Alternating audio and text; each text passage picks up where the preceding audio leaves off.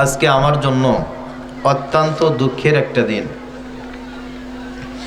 আপনারা এখানে যারা আছেন কম বেশি আমাকে অনেকেই চেনেন। আমি আপনাদের মতোই একজন।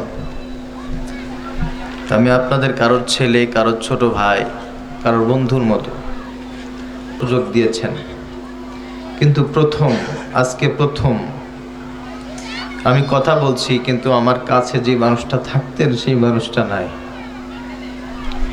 আমার এই প্রিয় মানুষটি উপস্থিত থাকতেন না, যার ছত্রছায়ায়, ভালোবাসায়, দোয়ায়, যার পরিশ্রমে, যার সাধনায় আজকে আমি কথা বলা শিখেছি, কালামে হাকিম থেকে তেলাওয়াত করতে শিখেছি। দিনে উৎসাহ দিয়েছেন, প্রেরণা দিয়েছেন। আজকে আমি মানসিকভাবে অত্যন্ত ভারাক্রান্ত মনে আপনাদের সকলের কাছে সেই মানুষটার জন্য দোয়া ভিক্ষা চাইতেছি। আল্লাহ রাব্বুল আলামিন জান্নাতের উঁচু মাকাম দান করেন। রূপসাই প্রোগ্রামে আসলে কি কথা বলতে হবে, কি বলতে হবে না, কি বলা উচিত, কি বলা উচিত না, কোন জামাটা পরে আসবো, এত দূর পর্যন্ত যিনি খোঁজ খবর নিতেন।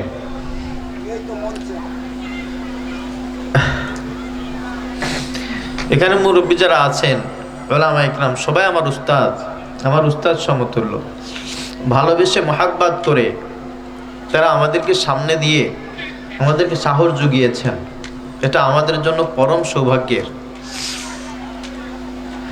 বাস্তবতা হচ্ছে এই, আজকে যারা আছি আমরা অনেকেই থাকব, সবাইকে একদিন চলে যেতে হবে। আমরা চলে যাব কার কাছে?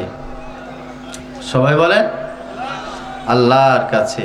এতদিন বেঁচে আছি আল্লাহর কাছে চলে যাওয়ার জন্যই, ঠিক কিনা বলেন? যারা চলে গেছে, যাদের সাথে আমাদের সম্পর্ক ছিল না, আমাদেরকে বাসতো না, আল্লাহ পাক সকল মুমিন মুসলমানকে ক্ষমা করুন, সকলে বলি আমিন।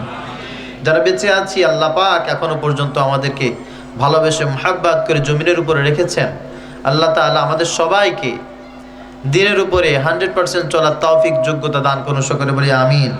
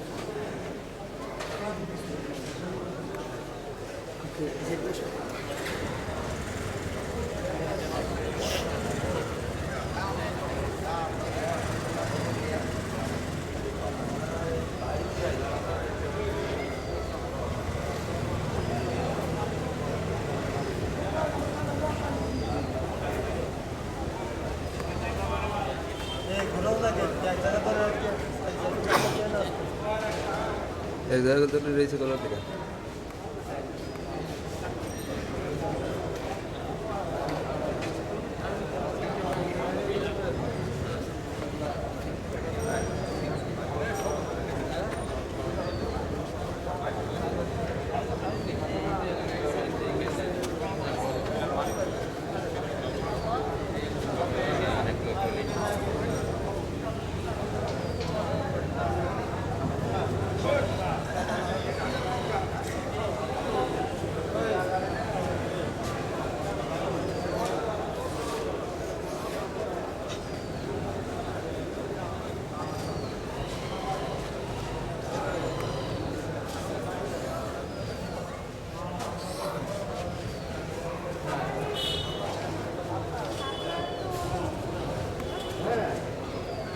Gracias.